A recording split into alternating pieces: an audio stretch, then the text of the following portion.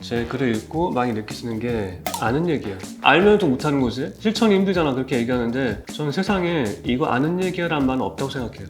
내가 알 만큼 가치를 발견하지 못했다. 부모 교육에 대한 얘기를 들으면 이상적인 얘기로 들리잖아요. 근데 이상적인 얘기를 들리는 이유가 뭐냐면 모두에게 통하는 것을 말했기 때문인데 모두에게 통하는 이상적인 이야기를 자기만의 질문과 말을 통해서 현실의 언어로 끌고 내려올 수 있다면 내 아이한테만은 단 하나의 방법으로 만들 수 있다. 안녕하세요. 안녕하세요. 네, 전문가 특강 시간입니다. 오랜만에 또 반가운 손님을 모셨는데요. 김종원 작가님. 네. 네, 워낙 유명한 분이라서 네. 본인이 소개를 해주시는 것이 더. 네. 제가 이번에 부모의 말이라는 책이 나왔어요. 이 책을 나온 역사가 있는데 제가 최근에 인스타그램을 되게 본격적으로 하고 있거든요. 본격적으로 하는 게 이유가 있어요. 어떤 이유냐면 제가 인스타그램 예전에 할 때는 어떤 DM을 많이 받거든요. 네. 우리 아이 이럴 때 어떻게 해야 되냐, 저럴 때 어떻게 해야 되냐. 근데 그걸 읽어보면 되게 다 애절해요. 뭔가 당장 뭔가 얻고 싶어 하고. 네. 근데 그걸 제가 DM으로 보낼 수가 없잖아요. 그래서 이거 어떻게 하면 좋을까 생각하다가 요즘에 글 쓴 걸 보면 사람들이 이런 얘기를 자주 해요. 한국에 이런 글을 쓰는 사람이 있다니. 유럽 스타일이다. 유럽 스타일이 뭔지 모르겠어요. 근데 이번에도 그래 방송 촬영을 했는데 한 작가분이 이어동 선생님 느낌을 많이 얻었다고 이렇게 하더라고요. 되게 그러면서 좋으셨겠어요. 네. 엄청 저는 영광이었죠. 네. 왜 그러냐면 제 유럽 스타일은 제가 괴테의 말을 계속 듣고 15년 동안 자랐고 이어동 박사님은 제가 이어동 박사님을 이렇게 만나면서 계속 그분의 말을 들었거든요. 계속 내가 들었던 말이 결국 나를 보여주는 완성하는 것이다. 그 생각이 들었어요. 이것들을 우리 아이들한테 전해줄 수 있다면 얼마나 좋을까 생각이 들어서 제가 그때 인스타그램을 지난 50일 전까지만 해도 한 10년 동안 쓸데없는 것들만 올렸어요. 내가 먹은 과자. 제가 먹은 과자 봉지, 빈 봉지 막 이런 거. 내가 도움을 줄 수 있는 글을 쓸 수 있는데 내 재능을 낭비했다. 그 생각이 들어서 그 이후로는 제 개인적인 글 하나도 안 올리고 있어요. 정말 도움이 될 수 있는 글을 쓰자. 제가 오늘도 아침에 올렸거든요. 보통 6시, 7시 사이에 올리는데 올리면 가장 많이 나오는 댓글이 뭐냐면 나 울어. 나 운다. 암기해야지. 저장해야지. 또 이제 가장 많이 나오는 게 남편을 자꾸 태그해요. 같이 보자. 같이 보자. 제일 무서워. 남편 안 보는데. 안 보는데. 그렇죠. 아이들이 엄마만 보고 자란 건 아니니까. 네, 집안에서 맞아요. 같이 동시에 보면서 자라니까 부모의 말을 쓰면서 부모님들께서 앞으로 아이들한테 이런 말들을 해주면 얼마나 좋을까. 제가 지금까지 느꼈던 것들을 한번 담아보려고 노력했습니다. 말은 이제 사람의 마음과 생각을 담는 그릇이라고 생각을 하는데 이 책에서 저는 제일 재미있고 제일 와닿게 느꼈던 부분이요. 아이의 마음을 읽는 사랑의 기술을 두 가지를 말씀을 하셨어요. 사랑이라는 말이 들어가면 되게 약간 애매하죠. 근데 저는 항상 분명한 방법을 알려드리고 싶어요. 어떻게 하면 일상에서 할 수 있는지. 여러분들께서 제 글을 읽고 많이 느끼시는 게 아는 얘기야.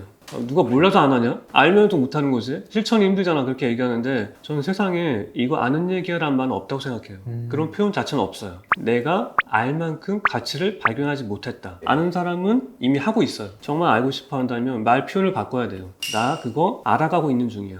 아직 제대로 몰라. 더 알아볼게요. 이렇게 얘기를 해야지 결국 알 수 있고 행동하게 되지. 아는 얘기하는 것은 모른다는 거다. 좀 그렇게 말씀을 먼저 드리고 싶어요. 아이가 유리잔에 초코 우유를 넣고 침대에서 마시려고 해요. 막 흔들흔들 막 이게 불안해요. 불안해 죽겠어. 그런지 네. 무슨 말이 나올까요? 거기서 먹지 말고 식탁 가서 먹어. 너 내려가. 올라오지 말라고 그랬지. 좋은 마음이었다가 이제 소드는 알아서 해. 앞으로 조금 없어. 근데 그때 제가 어떻게 얘기했냐면 그렇게 얘기하지 말고 컵을 세게 잡고 바닥에서 먹으면 안전하게 마실 수 있어. 이렇게 얘기해 주는 거예요. 이렇게 해봐. 그러면 이제 아이가 머릿속에 안 들어와요. 왜냐하면 그 강요이기 때문에. 그 순간에 내려올 수 있어요. 내려올 수 있는데 왜 또 같은 잘못을 하냐면 내 생각을 자극하지 못했기 때문에. 아이의 생각을. 명령에 그냥 응한 거예요. 양치를 왜 안 했어? 밥 먹으면 양치를 하라고 했지. 이렇게 얘기하는 것보다 너 양치한 건 깜빡 잊었구나. 이렇게 얘기해 보는 거죠. 조금 무섭기도 한데요. 깜빡 잊었구나? 혹시 기억하고 있지? 알고 있지? 이렇게 얘기하면 어른 입장에서는 그게 될까 생각하는데 어제 그제 인스타에 달린 댓글이 뭐냐면 해봤더니 이전과 전혀 달랐다. 부모 교육에 대한 얘기를 들으면 이상적인 얘기로 들리잖아요. 근데 이상적인 얘기를 들리는 이유가 뭐냐면 모두에게 통하는 것을 말했기 때문인데 모두에게 통하는 이상적인 이야기를 자기만의 질문과 말을 통해서 현실의 언어로 끌고 내려올 수 있다면 내 아이한테만은 단 하나의 방법으로 만들 수 있다. 그 역할을 부모가 해줄 수 있다. 부모의 말로. 네. 그래서 부모의 말이 중요한 것이고 아이한테 이 방법이 맞지 않다는 것은 내 아이만을 위한 단 하나의 방법을 찾을 수 있다는 희망의 신호다. 이 아이들의 인성적인 부분이라든 생활 습관 이런 부분도 사실 많이 관심이 있으시지만 우리 아이들 공부머리에도 사실 관심이 많으시잖아요. 네, 부모님들은. 그렇습니다. 부모의 말을 통해서 우리 아이의 공부머리 형성에도 많은 도움을 줄 수 있다라는 말씀을 책에 적으셨어요. 네, 보통 일상에서 부모님 언어 들어보면 어떤 언어냐면 결과의 언어예요. 과정에 빠져 있는데 과정을 중시하려면 어떻게 되냐면 밖에 비가 오고 있어요. 아이가 학원에 가야 돼. 아이가 현관에서 신발을 쓰려고 하면 이제 얘기하죠. 우산 갖고 가나가. 비 오니까. 이게 대표적인 결과의 언어예요. 판단은 다 혼자 해버린 거예요. 근데 만약 이거를 부모님께서 아이가 집에서 왔다 갔다 할 때 밖에 비 오더라. 그러면 이제 아이가 하던 것을 멈추게 되겠죠. 멈춘다는 것은 생각을 전환하는 거죠. 비가 오나? 얼마나 오나? 이제 생각 시작하는 거예요. 1번 생각하게 하고 2번은 좋은 생각, 좋은 방법을 떠올리게 하는 거예요. 스스로. 바람 적당히 불고 비가 흔들리지 않으니까 이제 우산을 작은 거 갖고 와도 되겠다. 그리고 혹시 중간에 그치면 가방에 넣어도 되니까. 그렇죠. 이런 생각 한단 말이에요. 제도가 하나 있네요. 세 번째 또 어떤 것이 있냐면 더 좋은 방법을 찾는 거죠. 나한테 맞는 더 좋은 방법. 저희 둘째 아이가 딱 떠오르는데 아빠가 태워줘. 아, 아주 좋은 방법이네요. 네. 다양한 상황에서 질문을 통해서 말을 통해서 아이를 생각하게 할 수 있단 말이에요. 근데 우리가 항상 결과만 주려고 하죠. 너 책 다 읽었어? 안 읽었으면 또 왜 묻는 거야? 다 했어? 다 안 했어? 이게 아니고 그거 하면서 어땠어? 과정의 언어를 볼 수 있게 얘기해 줄 수 있다면 아이가 생각의 여지를 더 이렇게 넓힐 수 있다. 그걸 통해서 이제 아이가 공부 머리가 이제 기초가 형성이 될 수 있는 거겠죠. 사실 공부는 아이가 스스로 결국엔 해야 되는 건데 스스로 고민하고 사고하는 과정들을 그렇죠. 계속 던져주고 만들어주는. 그리고 정보를 취합하고 분석하고 통합하고 분류하고 이제 자기가 선택하고 책임을 지고 네네. 모든 것이 다 그 한 공간에 들어있는 것 같아요. 그리고 스마트폰과 컴퓨터 게임 요즘 아이들 정말 많이 하잖아요. 음. 네, 그것 때문에 고민들 많으시고 뭐 여기저기 강의도 들으시고 고민하시는데 아이들이 스스로 시간을 통제하고 관리하지 못하기 때문에 생기는 문제라고 생각하는데 이럴 때 이제 우리 부모님들이 해주면 도움이 될 수 있는 그런 말과 행동이 있다면 가장 중요한 지점은 자기가 스스로 멈춤을 누릴 수 있어야 된다. 이 스마트폰, 영상, 이 공통점이 뭘까요? 되게 수동적으로 하고 되게 자극적이다. 끊기 어렵다. 맞아요. 멈추지 못하게 만들어요. 쭉 빨려 들어가죠. 그럼 아이는 결국 한순간도 생각하지 못한 거죠. 그래서 아이가 스스로 멈출 수 있다면 어떤 영상 그리고 어떤 학습 만화도 노벨상 수상자가 쓴 책보다 더 많은 가치를 얻을 수 있는데 멈추지 못하기 때문에 아이가 하나도 얻지 못하고 한다. 그래서 아이가 어떻게 하면 멈출 수 있게 할 것인가. 저는 안 쥐어주는 게 답이라고 생각하지 않아요. 그리고 24시간 감시할 수 없잖아요. 그렇죠. 감시 자체가 좋은 것도 아니고 어떻게 하면 아이가 멈춰서 생각할 수 있게 만들 수 있을 것인가. 근데 그 언어를 어떻게 구분할 수 있을 것인가가 중요한데 전 그래서 그거를 독서에서 좀 찾았어요. 다양한 분야의 책을 아이들이 오가는 그 길목에 놓아두는 거예요. 7가지 분야, 10가지 분야에 서로 다른 분야의 책을 놓고 아이가 틈틈이 그걸 읽으면서 놓고 생각하고 또 다른 분야의 책을 읽으면서 생각하고 하면서 7개, 10개의 분야의 그 이야기를 한 개로 이렇게 연결할 수 있는 힘을 저절로 기르게 될 수 있을 것 같아요. 저는 그 책을 다 읽어야 된다고 생각하지 않거든요. 한 줄 읽고 덮고, 딴 책 한 줄 읽고 덮고 해서 두 줄을 하나로 연결하고 머릿속에서 아마 저절로 그렇게 될 수 있을 거예요. 네네. 그러면 이제 아이들이 연결하는 걸 통해서 어떤 영상을 보더라도 그 하나하나에서 뭔가 의미를 발견해서 서로 연결할 수 있는 힘을 갖게 되지 않을까. 그럼 저절로 같은 스마트폰 같은 영상을 보더라도 결과 반응이 아이마다 다 달라요. 그러니까 아무것도 남기지 못한 아이가 있냐 하면 어떤 아이는 놀랍도록 다 암기하고 있고 암기를 뛰어넘어서 변주하고 다른 걸 창조해내요. 그 아이는 바로 아마 하나를 배워도 열을 깨닫는 아이. 그 하나를 보고 이미 내가 봤던 9개를 연결시켜서 10개로 완성시키는 거죠. 10개의 질문을 던져서 10개를 받아내는 것이고. 네, 그런 삶이 다양한 영역의 책을 곳곳에 놓고 비치해서 읽는 경험을 통해서 기를 수 있다고 생각해요. 그럼 그 아이는 어딜 가더라도 걱정 없을 거예요. 그렇죠. 네, 그 걱정 없다 얘기가 또 나와서 또 제가 말씀드리는데 할머니가 저한테 가장 많이 들려줬던 얘기가 뭐냐면 우리 종원이는 걱정 없어. 아무 걱정 안 해. 이런 얘기 가장 자주 아직도 기억이 나니까 이런 마음이 어떤 아이한테 그게 부담이 될 수도 있어요. 왜 부담을 안 느꼈냐면 할머니 자체가 그렇게 살고 있었기 때문에. 우리 할머니는 초등학교도 안 나왔지만 영어를 독학해서 미국 가서 살았거든요. 혼자서 생각한 것을 보여주니까 부모님이 자기가 말하고 싶은 것들을 말하면서 나도 그렇게 해볼 때 아이가 부모의 행동을 믿고 그렇게 하면 말을 실천해 볼 수 있다. 그렇게 부모의 말이 아이의 삶이 된다. 그렇게 한번 생각해 보고 싶어요. 넌 잘할 거야 이러면 되게 부담이 되는데 부담되죠, 근데. 걱정 없어. 없어. 이거는 돌려서 이렇게 웬만큼 이상은 해낼 거야. 실패해도 괜찮아. 그런데 넌 또 이겨낼 거야. 이런 말을 다 포함할 수 있는 맞아요. 말? 그런 네. 느낌이 드네요. 걱정 없어. 네, 오늘부터 너무 너무 걱정 걱정 없어. 근데 아이가 걱정해야 될 걸? 이렇게 할 수도 있는데 네. 반응을 보이기 걱정하지 말고 반응을 일단 보자. 용기를 내서 한번 시도해 보는 거예요. 그러면 이제 결과를 얻을 수 있게 되고 결과를 통해서 다음 단계 어떻게 하면 가면 좋을까를 알 수 있게 되는데 네네. 그걸 잘 확인해 보려면 대체 부모의 말을 보시면 굉장히 다양한 사례와 상황들을 구체적으로 제시를 하셨어요. 좋은 말씀 많이 해주셔야 됩니다가 아니라 그런 상황에서는 이런 말 한번 해보세요가 되게 도움이 되는데 그걸 집약적으로 모아놓은 책이 아닌가. 우리 아이들에게 상처가 되거나 또는 들어서는 안 될 말, 나쁜 말 이런 말들을 안 하는 것도 사실 굉장히 중요하잖아요. 부모가 아이에게 절대 하지 않았으면 좋겠다라는 말들을 좀 소개해 주셨으면 좋겠어요. 그건 정말 많아요. 제가 어떤 예를 올리면 가장 많이 나오는 댓글들이 어떤 거냐면 누가 그런 얘기를 하나요? 그 드라마에서 나온 얘기 아니에요 그러는데 만약에 그 집에 가서 녹화 입사정을 해서 보여주면 내가 이런 말하고 있었다니 내가 이런 표정을 짓고 있었다니 깜짝 놀랄 거예요. 나는 잘 몰라요. 특히 말은 더. 말은 그냥 튀어나오는 거기 때문에 내가 무슨 말 했는지도 기억이 안 나니까. 기억 안 나죠. 네. 어제 했던 말 기억 안 나잖아요. 네. 아이들한테 했던 말이 섬세하게 해야 되는데 그 섬세하게 생각하는 분이 이렇게 많지 않단 말이에요. 워낙 바쁘니까. 너 그러면 혼난다고 했지? 이 말 자체도 되게 폭력적이잖아요. 그래서 인문학에 대한 책을 많이 썼잖아요, 제가. 네네, 그러면서 맞아요. 최근에 깨달은 인문학의 끝은 이렇게 생각해요. 사랑하는 사람에게 예쁜 말 해주는 것. 그게 인문학의 끝이다. 왜냐하면 예쁜 말은 아무에게나 쉽게 나오는 말이 아니에요. 창조할 수 있는 말이 아니거든요. 칭찬하기. 아이들한테 하루 한 번 칭찬하게 해주세요. 이렇게 제안을 하거든요. 그럼 어떤 걸 연상하냐면 애들한테 칭찬해주라는 거구나. 그런데 전혀 반대예요. 애들이 무언가를 보고 칭찬하게 하는 거. 이게 왜 중요하냐면 칭찬하려면 어떻게 해야 되죠? 관찰을 해야죠. 그리고 좋은 점을 찾아서 말로 표현. 그쵸. 세 가지, 3단계.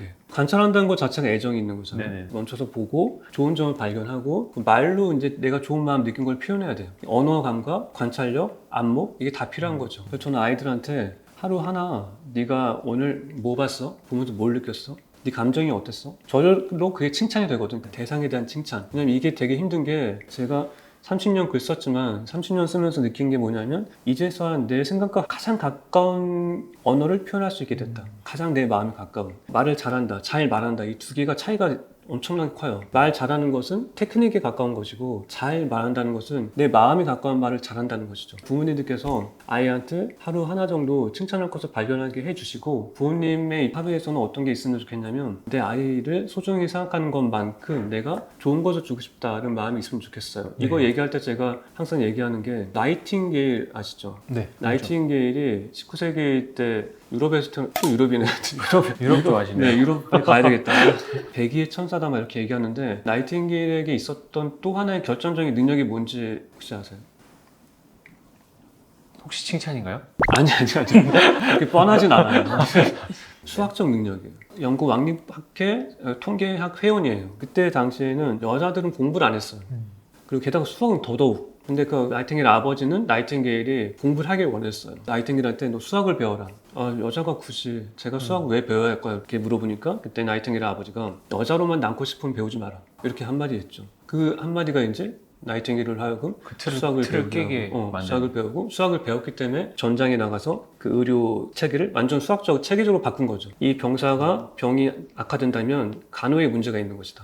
그래서 간호를 어떻게 하면 체계적으로 할 수 있을까? 그걸 이제 쭉 이어지는 거예요. 부모의 한마디가 세계의 평화를 만들어냈다. 그런 생각이 들어요. 그래서 그 한마디가 어디서 나왔을까? 왜 나이팅게일에게 어떻게 하면 가장 좋은 말을 선물해 줄 수 있을까? 그래서 전 여러분들이 좋은 말들을 만들기 어렵다고 하는데 저는 이런 마음 갖고 있으면 좋겠어요. 내 아이한테 가장 예쁘고 좋은 것을 선물해 주고 싶다. 말로. 내 마음을 말로 전해 주고 싶다. 그런 마음 갖고 있다면 그 입에서 결코 나쁜 말이 나오지 않을 것이다. 그런 생각이 들어요. 저도 칭찬을 잘 못하는 인색한 편이었는데 조금씩 하다 보니까 그것도 늘더라고요. 그러니까 구체적이고 좀 진심이 담긴 칭찬으로. 네. 선생님 목소리에 대해 성시경 같네요. 네? 성시경 목소리.